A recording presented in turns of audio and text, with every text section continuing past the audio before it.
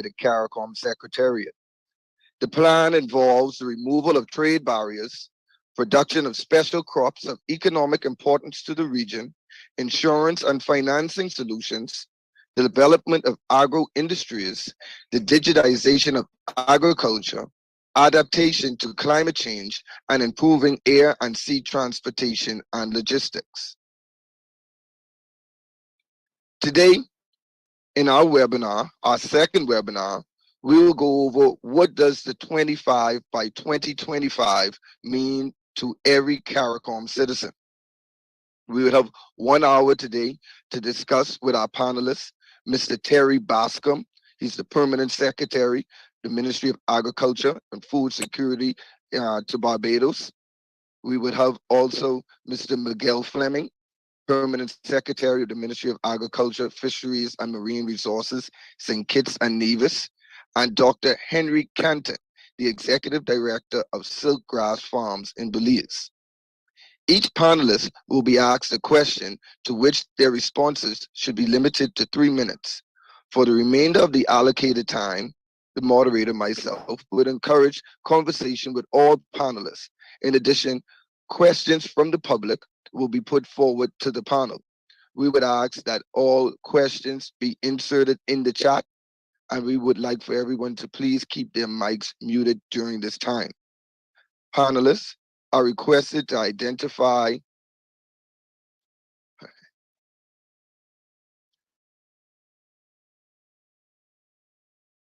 forgive me. So today, we would like to be able to start off with our first set of questions.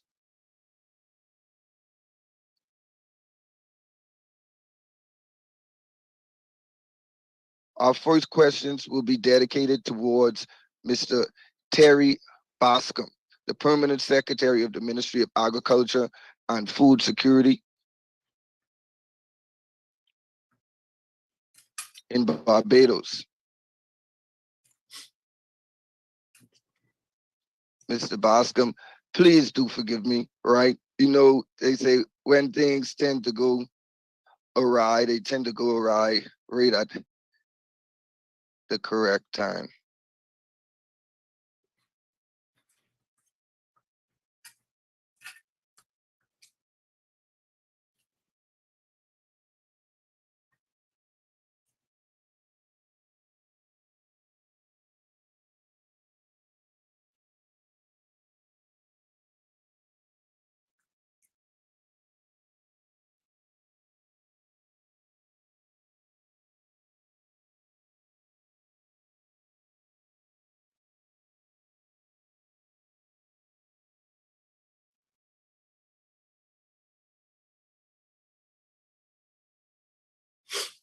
So, Mr. Bascom, let's just move ahead. What are some of the major programs that exist which support the reduction of food imports in your country?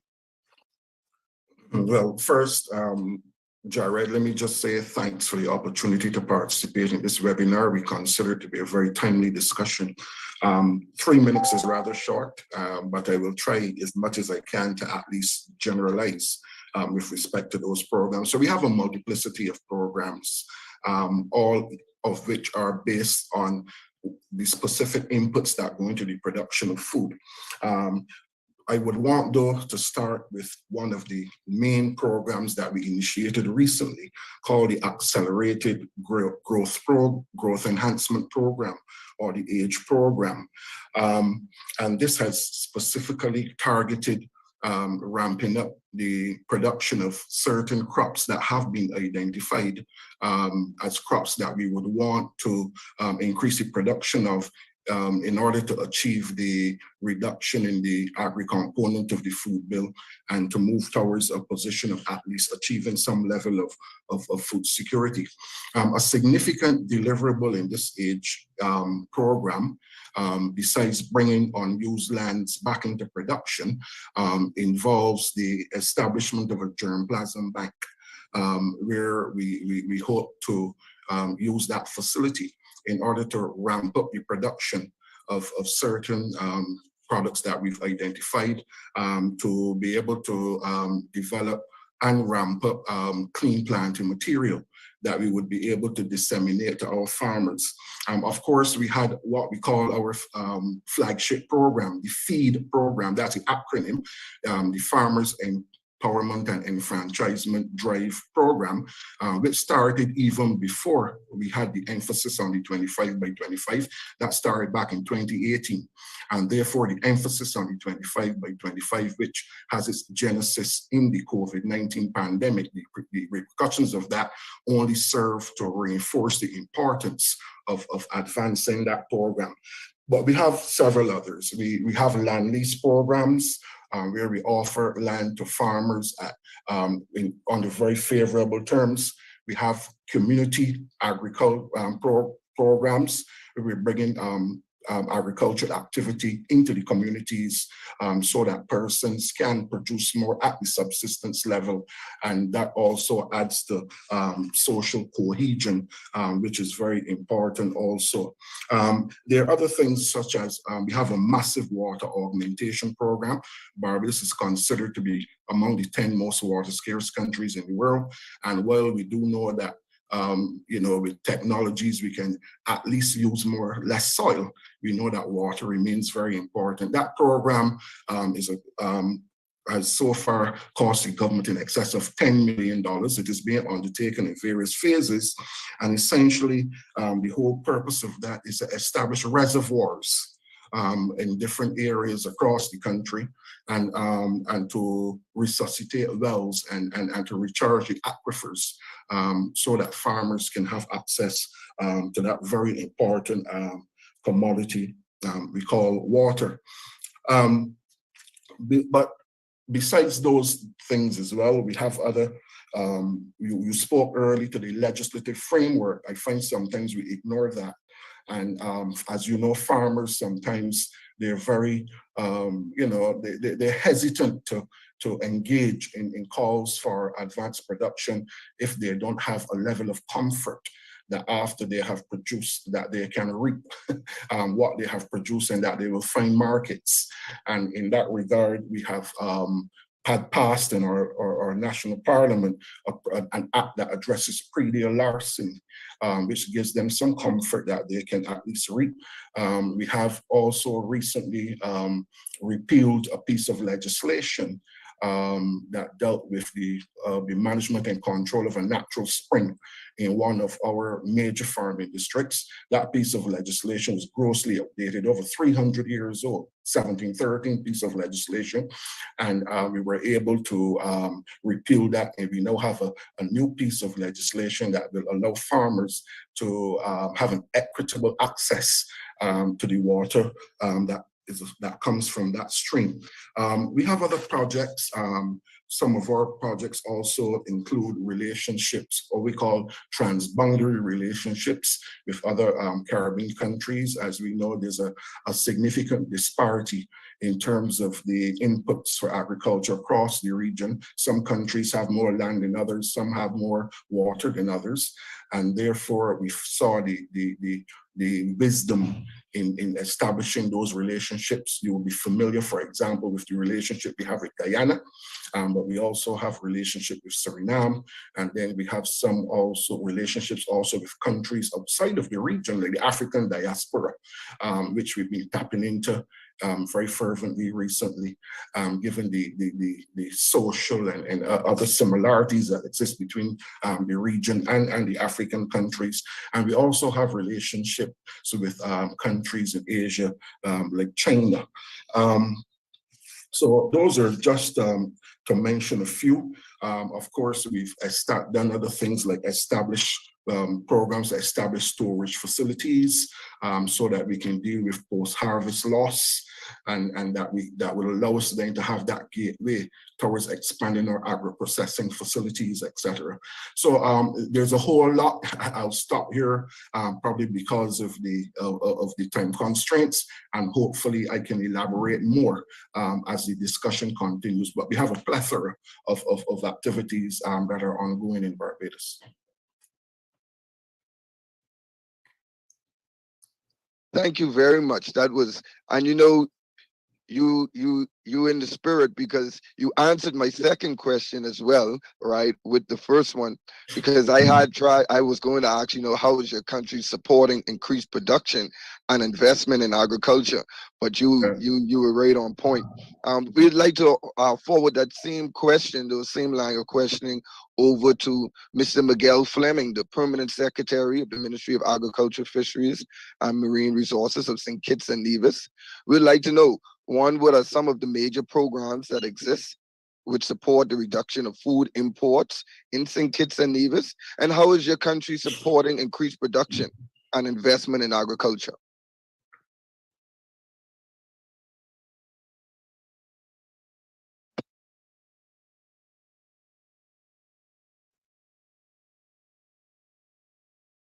Mr. Fleming, are you there? Miguel is muted, it seems. Yes. Miguel, you may watch to unmute. All right. Yes. Yes. Mr. Fleming, how are you? Yes, yes, I'm here. I Greetings from the myself want Bahamas. to. No, I'm on mute. Can you hear me? Yes, we can. Yes, not too bad, man. So I myself would like to express a sentiment similar to peers from Barbados. I'm happy that I'm able to share.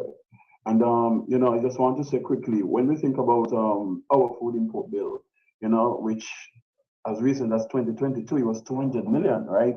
And sometimes person get, shocked and, start to, go in a frenzy because they're saying 200 million. But when you look at the 200 million and then start to dissect the food import bill, you recognize that there are a lot of things that we'll never be able to do in St. Kitts and Nevis. One, because of our climatic conditions. Two, our land size and those type of things, right? But we are working on a number of things. So what we have sought to do with our team is to really look at what we can grow according to our climatic conditions, what we can do. And so we look at the crops that contribute, heavily to the food import bill, and then we target that 25%. So some of the things that we're doing, we are looking at, we have this concept that we call the greenhouse village initiative, where we construct a number of greenhouses in different parts of the island, and then we basically control what farmers can grow in those greenhouses. Because what we have recognized is that even though,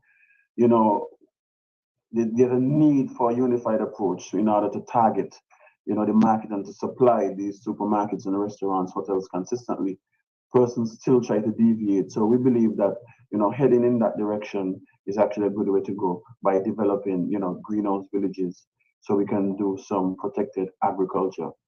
We are also in the process of procuring additional machinery to mechanize some form of production and to also be able to prepare our lands in a timely manner so farmers can really, target the rainy season.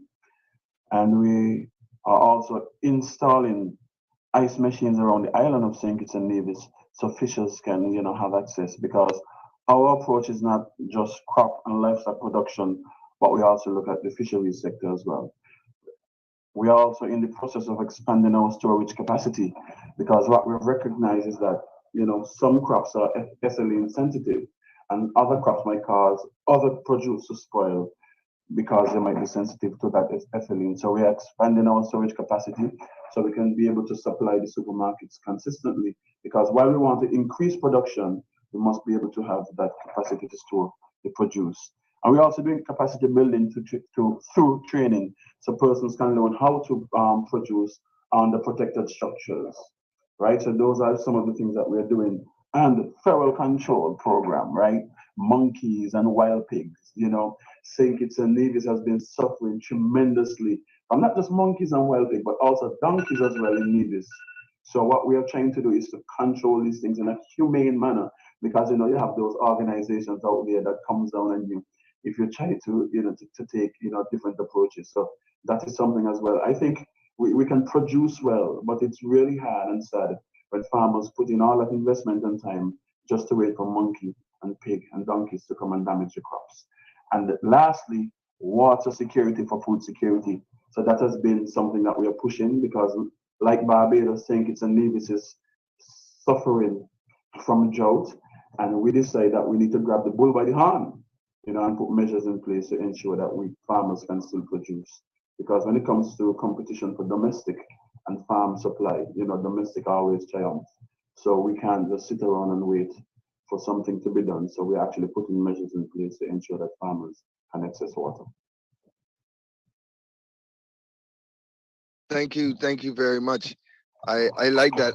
That's the first time. This is very informative because in the Bahamas we really don't have an issue with wild pigs. Persons really like their meat. So the wild pigs in the Bahamas, they tend to try to stay away from our farms in their best interest, right?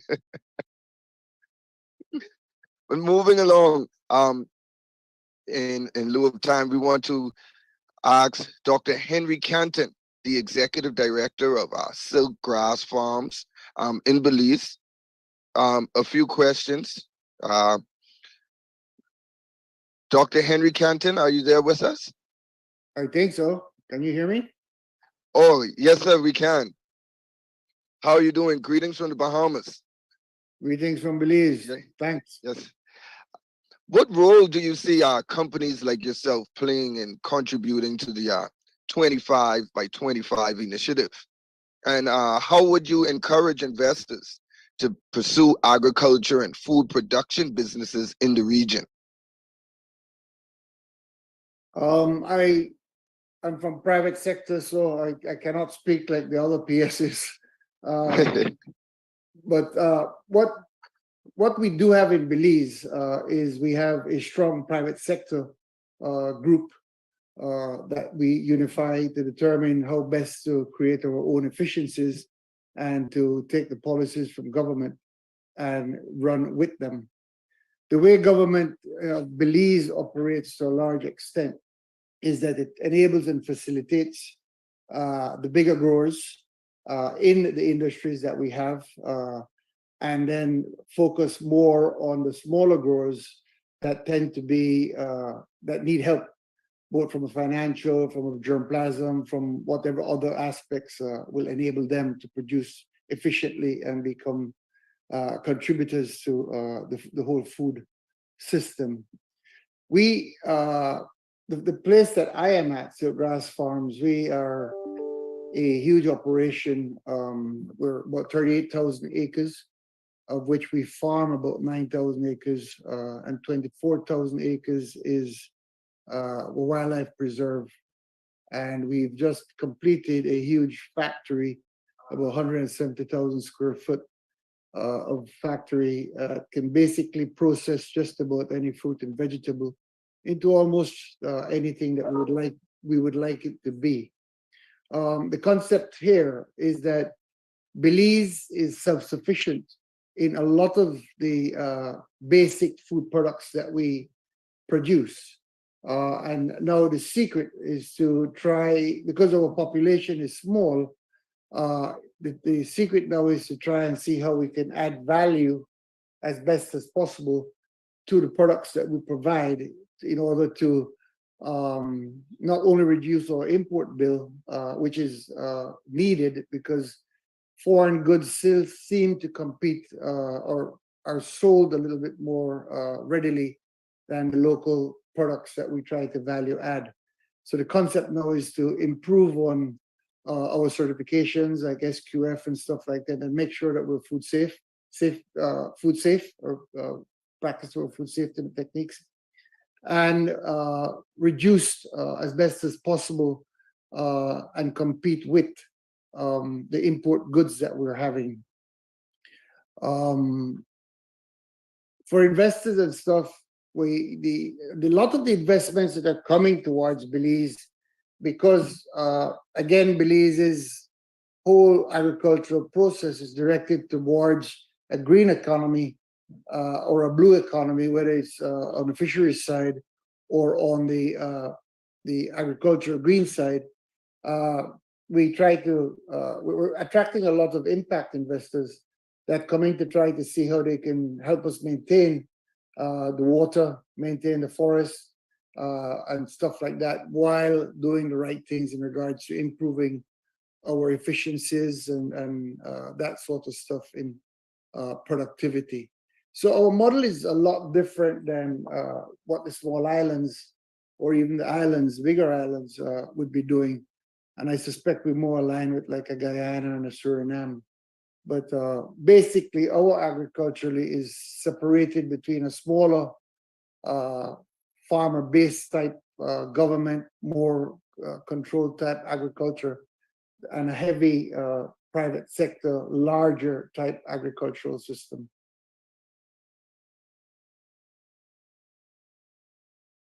Thank you very much, Dr. Canton. If we have any questions, please be minded to type your questions in the chat. But I have a question for our panelists here. And the first question is that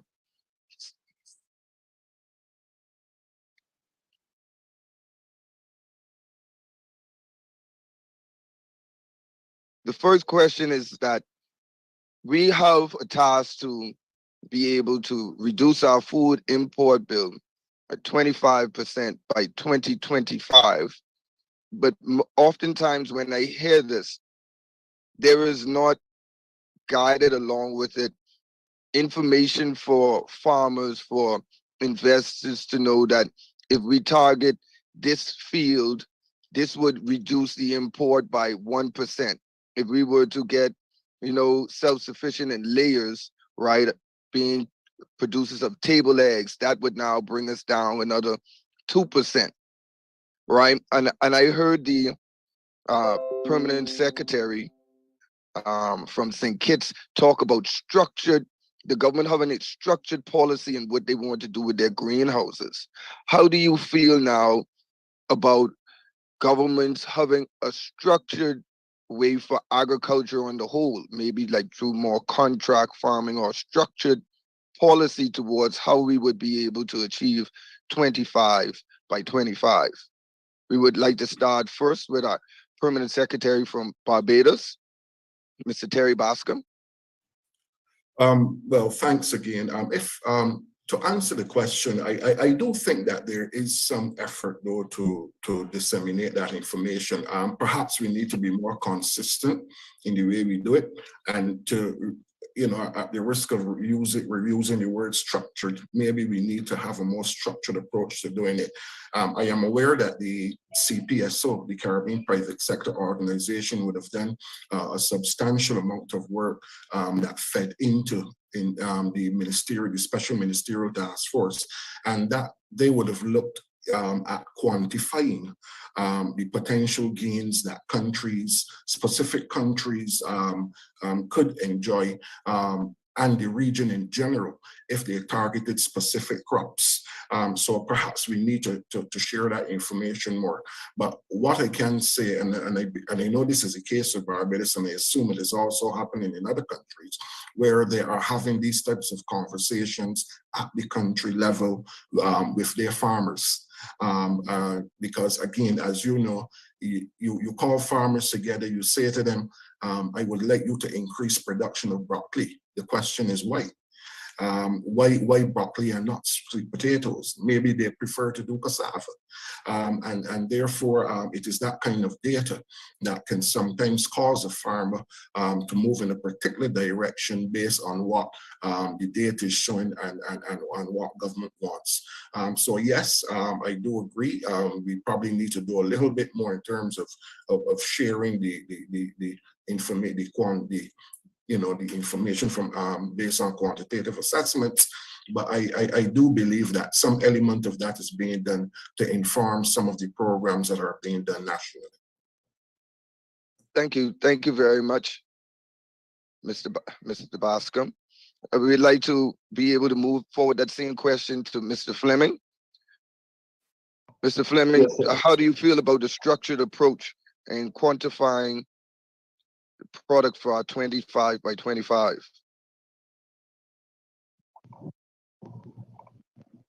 Yeah, I think that is important because, being on the ground, one of the complaints that farmers usually, make is that, they feel like they're locked out of the market. but the market also wants consistency. So that is why we have started to, go in that direction. One of the things that we have done, we have a relationship with the Taiwanese, and we have basically mapped the whole of the entire island. So we know exactly what goes best where. So we have also decided not to try to focus so much on the persons that don't want to change, but to focus on those that want to come in. Persons are going to ask for new lands and those type of things, so we can dictate what is grown, right? So what we do when we look at the food import bill, Terry made a very important, a very good point. When you ask them to grow something, they might ask why, right? But then you ask the question, if you're importing, let's say, $10 million worth of a certain produce per year, and you can say, and then you divide that amongst a number of farmers and say, look, I only want you to grow broccoli. Either you grow broccoli, and you can tell them, show them the economics, as opposed to if you want to grow 5 different crops, they won't even make that amount of money if they just focus on the broccoli. And I think with that structured approach, we can have that consistency, and we can show them also the economics behind it. That if you 10 farmers just dedicate an acre of land, of your land or whatever it is, so just broccoli, you can make this amount of money. And if they want to also farm part of the other produce, then you can make this and you can make that. I believe then, we'll be able to make a significant impact. So that is the direction that we're trying to go. All right. That's some awesome stuff. Dr. Canton, I'd appreciate for you to chime in on this conversation. Right? Do you believe that the government should be telling you how to grow your fruits and vegetables, and when you should grow it, and how you should grow it, and how much money you should make from it? How do you feel that, coming from the private sector, the government's overreaching arms on agriculture, and how that would play out from the private sector? Gerard, it sounds like you've been talking to Milagro. No, I have had the fortunate experience of being in government. I was a minister for 5 years in 98 to 2003. And having coming back into private sector since then, I am a very strong advocate against government interference. And I am a strong believer in deregulation. Legislation is critical. In the smaller islands, I suspect that structured agriculture is important. But I believe that you structure it from a different point of view. I think there's a lot of people within your communities, I believe, that have the money and have the expertise. I've always said to people that true farmers, you never have to teach to farm. They know how to farm. Their problem is going to market and transportation and issues like that. And that's where the regulations or the help, the enabling environment needs to be created. There has to be some regulation, especially in regards to phytosanitary issues and food safety issues and stuff like that. But I think that if our governments, the governments of the Caribbean, the CARICOM, would see things just a little different and have a little bit more confidence in what the farmers can actually do, and sort of help in a little different way, that I think you would see a lot more productivity. The design that we had, and we had in Belize for a while, and it still occurs in certain levels of our farming, is that they want that, and they want you to give them, because you have a structured environment and you have them caught. They want you to give them instead of allowing them to sort of use their out-of-the-box thoughts to produce. In Belize, if I said that, if I tell you right now that a chicken in the grocery store is probably $2 Belize a pound, so a 3-pound chicken is $6. But I can sell a barnyard chicken hen, stewing hen, for $25. You'd say, wow, well, there's a huge market. And if government gets involved in that sort of a situation and trying to control it or handle it and manage it, that's going to die. That's not going to continue to happen. So I strongly believe that agricultural expertise from government and the structures that are put in place should be those that are mainly not controlling, but enabling and facilitating people on how to get their products not just grown, but to the market and in the market.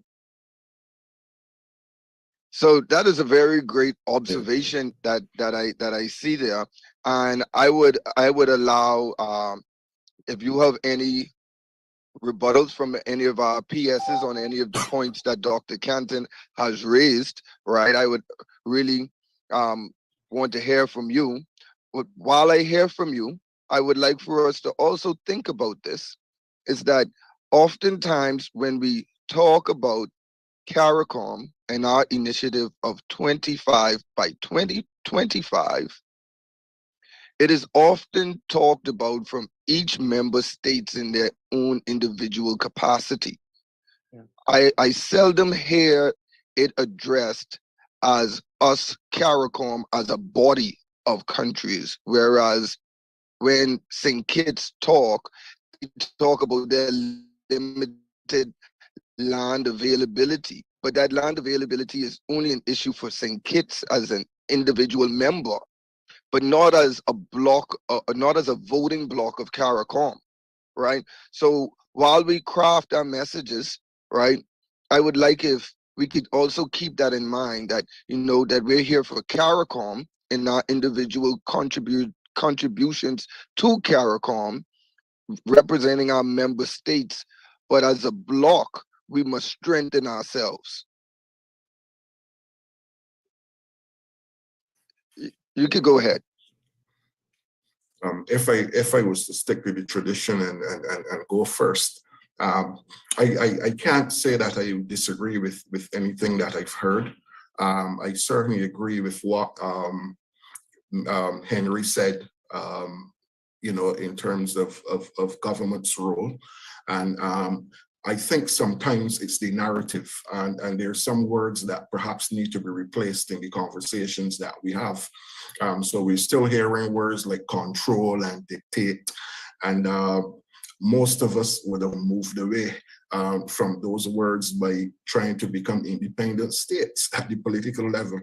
And therefore, when we come now to the micro level with business, we have to have the same approach. I would prefer to hear words like collaborate and you know, support for each other, you know, rather than dictate. I still think there's a role for government. I'm not an agriculture scientist by any means. I'm an economist by training, and therefore the belief that the invisible hand approach will yield a solution where government just has its hands off. I don't support that. But what I don't agree with is that government should dictate, and so I take Canton's point. Our role is as a facilitator. Government has, in many cases, the resources in terms of the intellectual capacity through the extension services, research and development, relationships with universities, etc. And therefore, an important role that government can play is supporting farmers through extension services based on scientific research. So I hope that as we go ahead, that we remove those words from our vocabulary and replace them with words that are more conducive to partnerships, public-private partnerships, collaboration, and words of that sort. But what I don't think that either sector can do it alone. Public-private partnership is the way to go, in my opinion. No, I agree with you, PS, because whereas agriculture should be independently driven, the government actually brings investor confidence to the sector, right? So it has to be an equal opportunity partnership with that. And I think you may be onto something there. We'd like to go to Permanent Secretary from St. Kitts and Nevis, Mr. Fleming. Mr. Fleming, could you chime in on this conversation? Yes, you know, the atmosphere in St. Kitts and Nevis is quite different, if I must admit. If, you know, we want market penetration, right? We have heard the complaints from supermarkets and hotels over the years. which has been there's no form of consistency. And yes, we need each other. And that is why, you know, we work to do things like expand storage capacity and those different type of things. But there's also a political element as it relates to all of this, where every government wants to perform, right? And part of that being able to perform is to really look at the key issues, right? Currently, what we have in St. Kitts and Nevis is that everybody does grow anything, right? So there's always the glut and scarcity, glut, scarcity. But how do you fix that problem, right? So you must have that unified approach. So that is why we go back to the economics and we say, look, here is it that you can make $5 million amongst yourself if you can just dedicate your time to growing this produce, right? So it's not really saying that you're creating a form of control, right? But you're guiding them in the direction that is going to benefit them, but also benefit you, right? Because at the end of the day, if the country does not achieve food security, and food security is not just growing the crops today, have a glut, and then tomorrow you don't have it. You want food security and you also want the consistency. So we believe that if we guide farmers in that direction and we're saying, look at the economics, this is what we think is best to solve the problem. I believe that is the way, you know. So that is our whole approach. You know, for saying it's a Nevis, it's not so much that we're going to control you, but we're guiding you, we're showing you where you can go and how we can solve the same problems that farmers would often complain about. I really like your answer because your answer now transitions me to another question that I want to propose for Dr. Canton, is that if the government is not steadfast in saying, well, what can happen in the agricultural sector, right? Then what happens when persons want to introduce GMO items into the agricultural sector, into Belize, right? And I'd like to know, what are your thoughts, right, about GMO? And I would like for the permanent secretaries, if you could be able to also, once Dr. Canton is finished, protocol already being established, that you could be able to chime in on what are your country's policies in terms of GMO, and how would you help protect indigenous species of vegetables from, the plights of the system. Dr. Canton? That's a touchy one, Jared.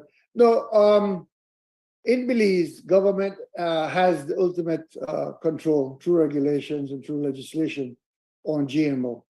And I think that's an important role. I think that if any farming sector would like to introduce GMO, it has to go through the process of consultation and all the other necessary things to be discussed, like indigenous, in Belize, corn is a big issue among the Mayan Indians in regards to their variety and indigeneity of their corn.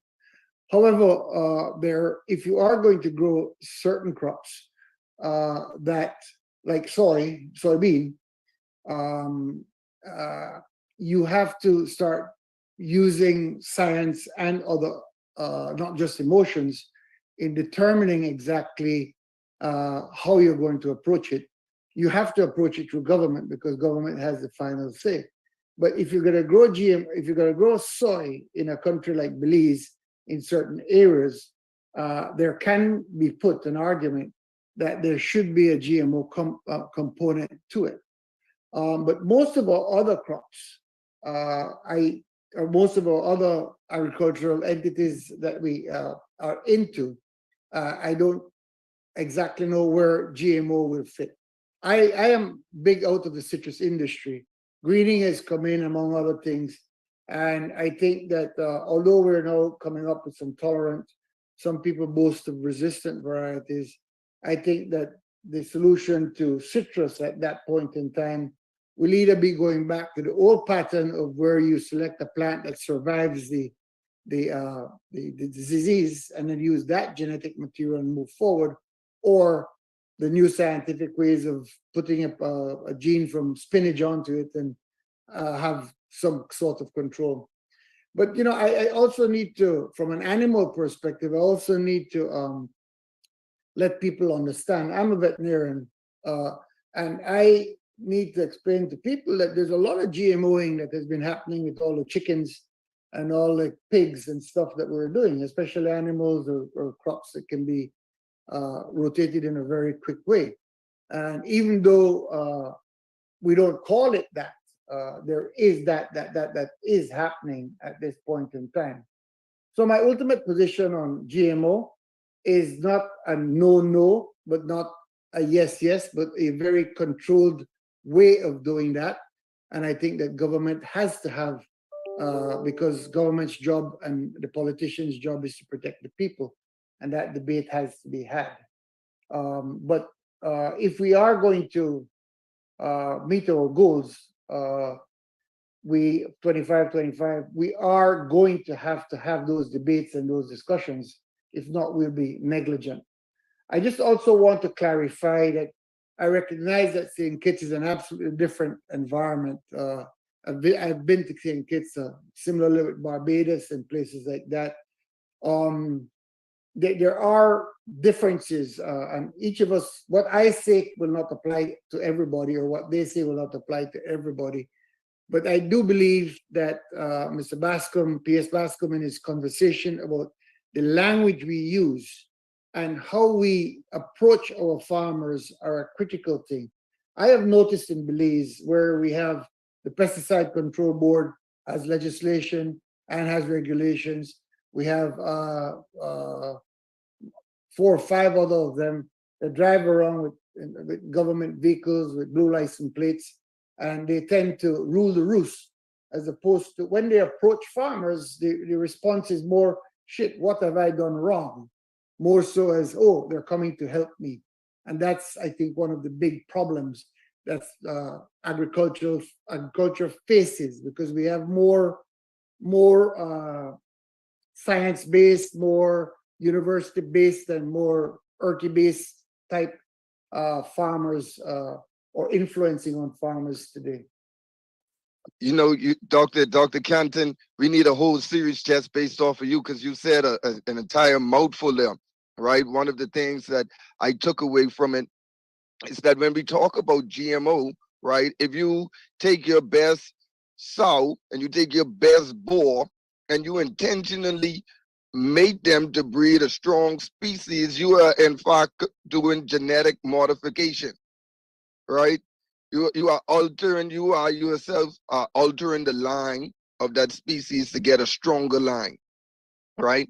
And then as well, we were talking about what are the mandate of these agricultural officers, right? Is your mandate there to help, or is your mandate there to discipline? So this is very good, and so we would like to move it on to P.S. Bascom. Well, I have to again agree generally with what Mr. Canton said. Me personally, I tend to be on the fence somewhat when it comes to GMOs. I can't speak generally for Barbados from a policy perspective, but I can tell you that there are the conversation in Barbados and the sentiments towards GMO use is much divided. You see, and again, it's the narrative. Originally, when I first heard the concept, my belief was that you're taking something that is wholesome and natural and changing it. And therefore, once you alter that which is natural, then you are getting a product that is less wholesome than what you started with. And I think that belief had generated fear among lots of persons. And I would just end on that by saying, perhaps again, this is why agriculture and what is happening today in agriculture is so exciting, because climate change, for example, is one of our biggest challenges. You look at only here in ICA yesterday at the conference, we were discussing the 5 C's that are the most topical 5 C's now, and the biggest C is climate change, and maybe it is within the context of climate change, as Mr. Canton said or suggested, that persons would begin to recognize that, hey, we really do need to make some adjustments. We are now facing more intensive droughts.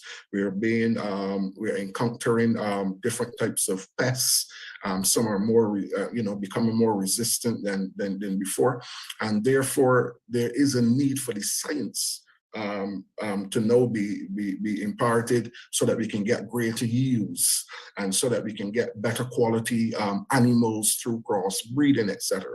And when you put it like that, within the context of climate change, within the agriculture sector, maybe the whole notion of GMO or genetic modification would become more palatable.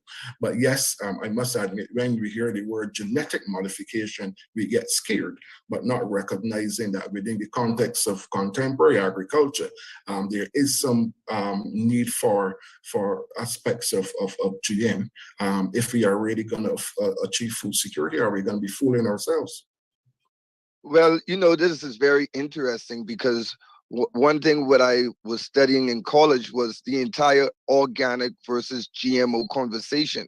And it came through a marketing ploy, whereas certain scientists perfected a certain breed of vegetable and they wanted to patent the breed, right? And then now the other farmers could not compete. So then it became a matter of, all right, well, I want you to pay me more for my product because I labored harder and my product is now organic, right? My product has not been through the science to make it better, but I've been trying to use age-old traditions. And so now a part of the marketing ploy was put there to say that, GMO is bad because it's not organic, right? And so we have to somehow understand the part of the economics behind the marketing and a part of the truth behind it as well for us to be able to get to where the middle is. The middle is usually the balance between the two conversations, because some products can be genetically modified to be against us, but that is not the definition of genetically modified organisms. Right? Could we get Mr. Fleming? Could we get you to chime in as well?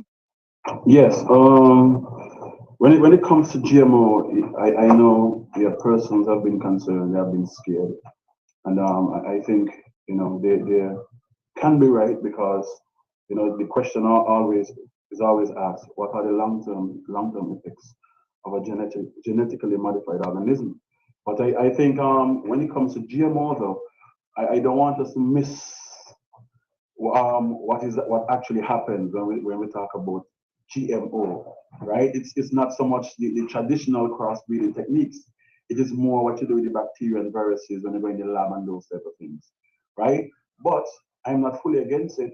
We just need, through research and the science, like the case from Barbados said, we really need to look at what are the effects. We use the science to kind of guide us, right? So, because there are some things that we definitely will have to use GMO for, but we just need to make sure that the effects of using GMO are not negative ones, but positive ones.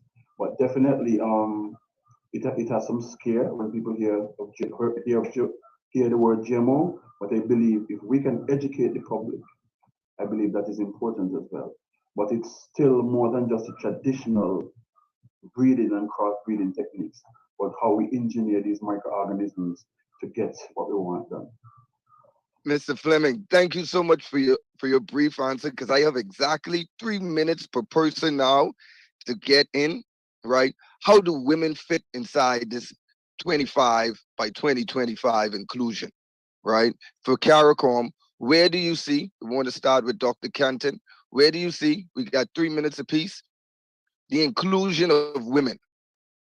Understanding that women have hard time getting access to land, right? Women are not going to be seen in some of the traditional roles. They're underpaid in most sectors when it comes down to agriculture.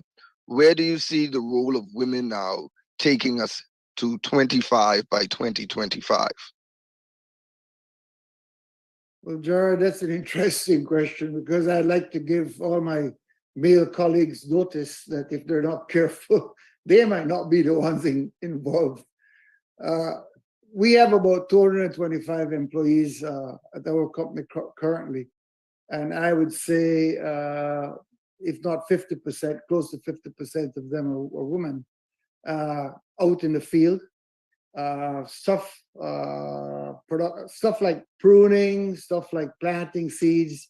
We have a 2-acre vanilla on the screen project that we're doing, that if it's not women doing that, the men just have too many thumbs. They can't pollinate, they can't do a lot of the things that we're doing. A woman is way more articulate, way more dedicated to a lot of the stuff that they do. Here in Belize, a lot of the farmers that we have are women, and good farmers at that. Because I think one thing that us men tend to do that piggybacks on the previous question is that we tend to be doing the same thing over and over, expecting a different result. And like P.S. Bascom said, climate change is a huge issue. Climate change in itself needs to reorganize how exactly we think. And I find that men are more fixated on their knowledge base and do not think as much out of the box as the female population. So here on our property, where we actually house workers, I have equal amount of female housing as I have male housing, because I think in my factory, all the work that we have to do are going to be female based, not for economic reasons, not because they're going to be paid less. In fact, a lot of them make more than, because they're more consistent and more ready to work extra hours, etc., etc. So I think that men will have a challenge, and I think that women will have a serious role, impactful role in agriculture going forward. Thank you, Dr. Canton. Wonderful as usual. P.S. From Barbados, P.S. Bascom. Well, in a nutshell, you really cannot make the advancements that we hope to make without the involvement of women. You look even at the construct of the word women, it contains men. So it means that they're us and more. The reality is women are the natural producers. You know, they're the mothers of all of us. They have a natural ability to nurture and to see things grow. And I don't see how we can dissociate that human element from agriculture. The other thing too is that when we look at a lot of the conversation in agriculture relates to the achievement of the Sustainable Development Goals, zero hunger and inclusion of all, etc. And several of them have implications for the involvement of women. And therefore, if we are going to consistently marry the conversations that we are having around the SDGs, then it means that invariably women must be included. I can tell you, for example, in Barbados, all of those projects that I mentioned earlier, or the majority of them, have females at the core, especially our farmers' empowerment and enfranchisement drive. Women are youth, and the women are at the core. And another initiative that we're very proud of, as you're aware, a lot of the work that we do at the plantations, the clearing of the weeds and stuff on the fields, most of the persons who do that tend to be women. And we had a case in Barbados where over the years, not much attention was given to providing women with proper facilities that were working in the fields. So as one woman's lady said to us at the ceremony, you know, she said to the minister, you know, minister, if you have a bowel movement, you had to find the nearest piece of shrubbery. And what the government did was to ensure that we provided facilities, bathroom facilities and resting facilities at those farms, so that women can be comfortable and continue to produce in a humane way. So I really cannot see how we can achieve any of what we're doing without the involvement of women. I'm sorry, men, but women must be included. Well, P.S. I agree with you. I agree with you strong-heartedly. That we won't be anywhere if it wasn't for women. Um, could I have P.S. from St. Kitts, Mr. Fleming? Could you give your contribution on where Yes, do you see women are and helping us on the road to 25 by 2025? yes, I'm so happy that we are so comfortable giving women their roses without feeling any type of way. So that's a good thing. But women is definitely important, and in St. Kitts and Nevis, we have recognized that women, they're more reliable. And when you look at record keeping and all those different type of things as it relates to farming, you can guarantee you can go to a woman and she'll have everything documented, as opposed to some of the male farmers. They don't have anything to show. They just buy and they sell and those type of things. Women like to know Yes. how they are spending their money, right? And they want to make sure that whatever they're into, that they're really benefiting from it. So what we have done, right, is that we have made a commitment that when we launch our greenhouse villages, that the ratio for distribution is going to be equal. So if we distribute 50, 25 must go to women, because we believe actually that majority of the success would be because we have women involved in these initiatives. And even at our staff at the department and the Ministry of Agriculture, Department of Marine Resources, cooperatives, we have a lot of women involved. And I believe that's why we are where we are today. And lastly, when we look at the producing and we want to look at entrepreneurs and diversification basically into agro-processed goods, we can definitely depend on women again to ensure that we have new products from the raw materials in agriculture. So I think they are very important, and they add a lot of diversity to agriculture. And I believe we should continue to empower women and ensure that they're involved in not just taking us to 2025, but 2025 and beyond. Thank you very much, Mr. Fleming. I would like to thank you all for participating in this second Food for Thought hosted by the CARICOM Secretariat. And this meeting, we're giving you greetings from the Bahamas. But the next meeting on October 9th, during Caribbean Week, we will be hosting this Food for Thought in the Bahamas. All right. And again, we apologize. We didn't have any women on the panel this time, but on the next meeting, we will be glorified with the amount of intellectual women that we would have representing agriculture from the various member states. I'd like to say thank you to all for tuning in today. And please stay tuned to our Facebook page so that you can get more information on how we can all achieve 25 by 25, 2025. Thank you very much.